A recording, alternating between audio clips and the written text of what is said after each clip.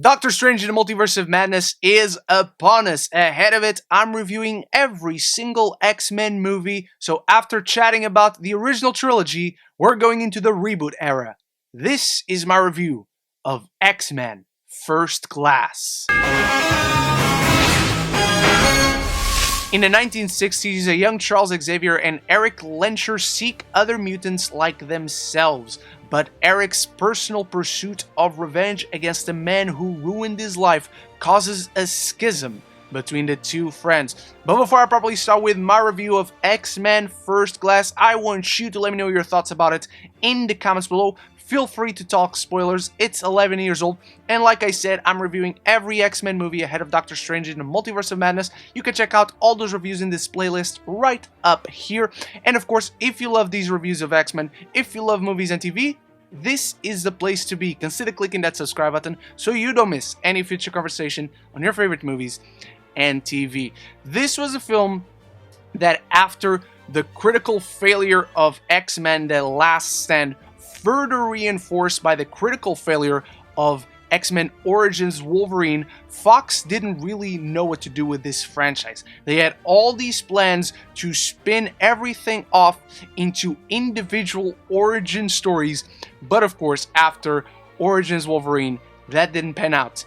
This film, the final product that we eventually see as X-Men First Class, originally started as an origin story for Magneto. In a lot of ways, you can still see a lot of that, and I think for the better. This film is in many ways an origin story for Magneto, for Xavier, for their friendship, for everything we know to be X-Men, continuing to explore issues of bigotry, of discrimination through these fantastical characters inserted into our real world, and we see how that molds and impacts history and their paths in it. For one, it continues the streak of fabulous opening sequences for the X-Men franchise in a visually mesmerizing recreation of the opening of the original X-Men.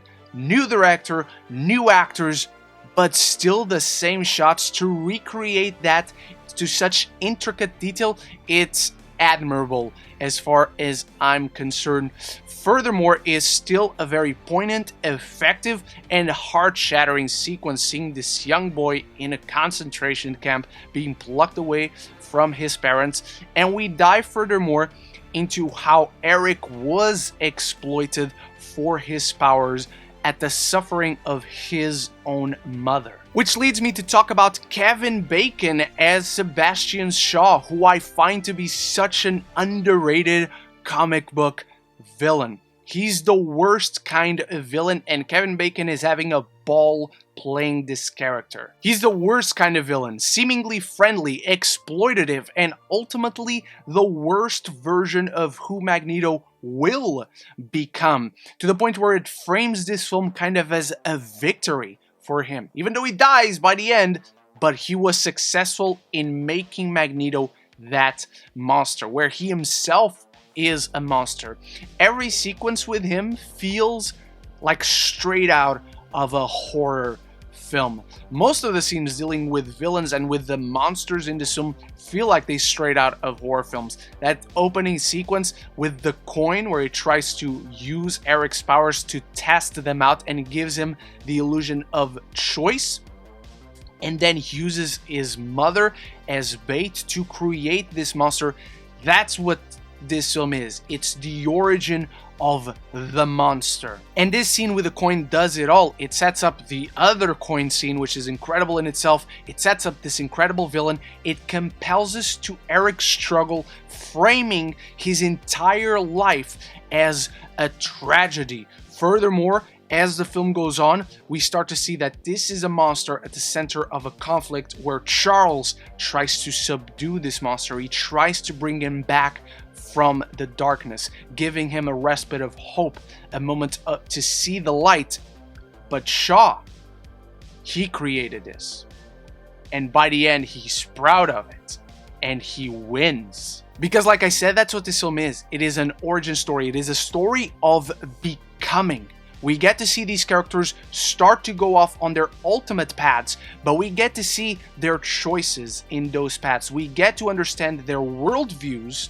We get to understand how they see it, but we get to understand why they see it that way. What informed these choices that they ultimately took to become their ultimate selves as we know them to be. Furthermore, at its core, it is a beautiful story of friendship about these two friends who grow together, have incredibly mutual respect, and ultimately shift apart because of their unique ideologies. We see Charles and Erik growing closer, growing stronger with each other's help, the nurturing of that mutual respect for one another, and we see how strong each of their unique worldviews are and how strongly each of them believes in them.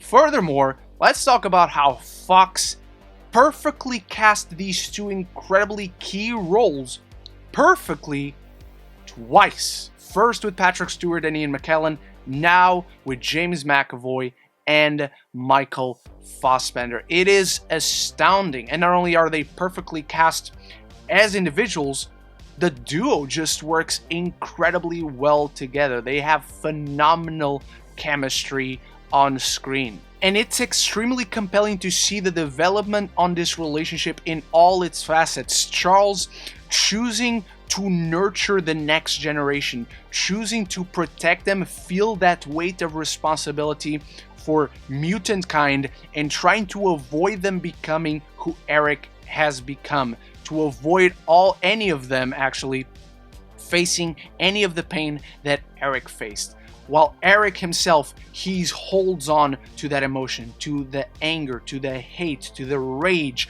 to the seething pain, and he is relentless in the pursuit of this goal, which makes it all so compelling. The film takes its time to develop this relationship, to make it feel organic, but it never forgets who these characters are as individuals. And their stories parallel each other beautifully. Erik was left all alone, at the mercy of a real monster. All he witnessed through his life, through his formative years, was this is what humanity does. This is how they treat us.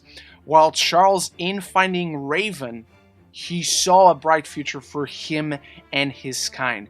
These two experiences that inform these very divergent paths, but both feel earned, feel real, and are both in their own way compelling. Furthermore, I love how the film uses Charles and Erik to represent the paths that they are taking, and how the supporting ensemble of younger mutants who are idealistic in a sense, they're still minds that are ready to be molded by these two representatives of the choices they have to make. Beast and Mystique and Havoc and Banshee and all the others, they're this representation of the future generation and what mutants can become. Should they choose to follow Charles? Should they choose to follow Erik? There are still these young minds that will be molded by the examples they are given. And so it's extremely compelling what the film does with them, particularly Mystique and Beast, who have this appearance that becomes the topic of discussion. Should they hide away? Should they be out and embraced by the world? And again, these different paths that they take in regards to how they will treat the world around them. What will they do with their powers, in this case, with their appearance? I think the film does a really great job at handling the topic of bigotry, discrimination with these characters. And speaking of characters, let's talk about Magneto. Michael Fassbender in this film, he delivers to me the best performance ever given in any proper X-Men movie. Not counting this one. I haven't talked about this one yet. To me, this is the best version of the character in any of the X-Men movies. I don't think Magneto has ever been so compelling, but also so frightening from beginning to end. We get to see his choice, but we also get to see his relationship. We get to see the chance that he had at grabbing on to the light, and we get to understand what made him this way, because every time he had a chance at giving hope to humanity, he was proven right to think the way he did, and he has a strong resolve that is hard not to be attracted to it, in a sense. From the moment he goes to the bank, where he eventually goes to Argentina, which is one of my favorite scenes in this entire film. And all the scenes that he has with Xavier, it's like seeing this monster who wants to be human and getting a chance at grabbing onto the light, but he keeps on making the wrong choice, going down this dark path, where eventually, after earning the trust of Charles, and he still chooses to take his revenge upon Shaw by the end, using the same coin trick. And in the same way Shaw created a monster when he was young, he ultimately delivers to Erik the one weapon, technically weapon, that can stop Charles from entering his mind with the helmet.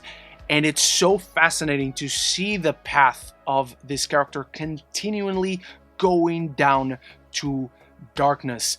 And again, that darkness is also what leads to the ultimate rift between the two friends, when Erik is ready to release all the missiles on humanity, and he deviates a bullet to Charles's back, and his friend pays the ultimate price for his rage. There's certainly something very poetic about that, and in the finale of this film, technically just being a great action scene, but the culmination is very much just these two friends seeing how they cannot see things the same way. The core of this film is a friendship that was shattered by different ideologies, and that's what the film very smartly focuses on. And James McAvoy is a great part of that dynamic duo between the two of them.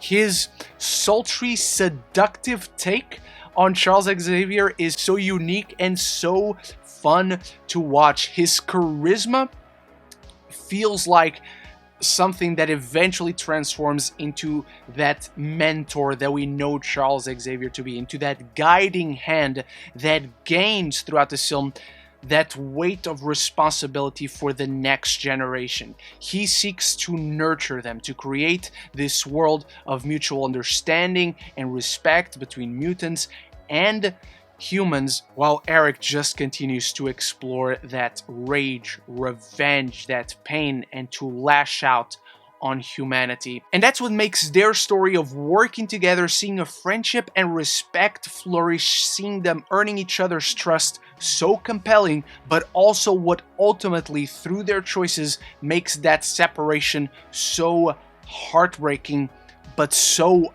earned. And like I said at the beginning of this review, this was once more a different director for the franchise. Matthew Vaughn came in and he very much inserts this film into a very 60s feel, a very British suaveness and sophistication to it, where it feels almost like a James Bond movie, but with superpower beings assembling a team. He does really well with this kind of slow pace and handles the drama of it all, the ideology of it all, this friendship being nurtured, the mutual, all that very well, and makes the ensemble cast shine. The way he handles, obviously, the relationship Erik and Charles, but just lets everyone bounce back off of one another as characters, as actors. His direction was felt very organically into this film, and it was a shame that he never actually came back into this franchise. Now, before I go to my issues, one cannot forget probably one of the best cameos in cinematic history. Excuse me, I'm Erik Lensherr. Charles Xavier. Go fuck yourself.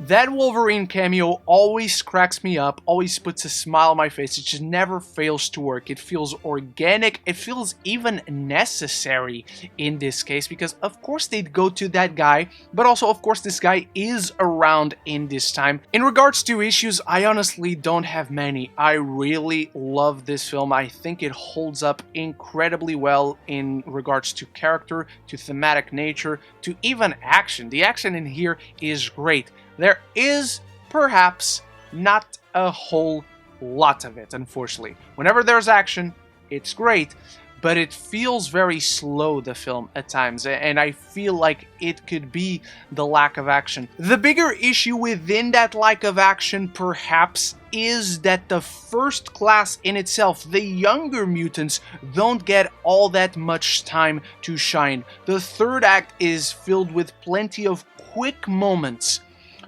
but the rest of the film itself, we get the ideology, all of that. We get these younglings being molded by these two mentors that they see, these two representatives of the path one can take in life, but they're never the highlight. They don't get that moment in the spotlight, truly. This is very much a Charles and Erik movie, but it's still called First Class, so I just wish we had more of the First Class of X-Men. Also, as much as I love Kevin Bacon as Sebastian Shaw, I feel like his team is alright. We got to see characters that hardcore X-Men fans will recognize, but they don't feel like anything special. January Jones as Emma Frost, I never thought she was particularly bad. I know that's a big thing where everyone just says she's very bad in this film. I never thought that, but I don't think the film uses her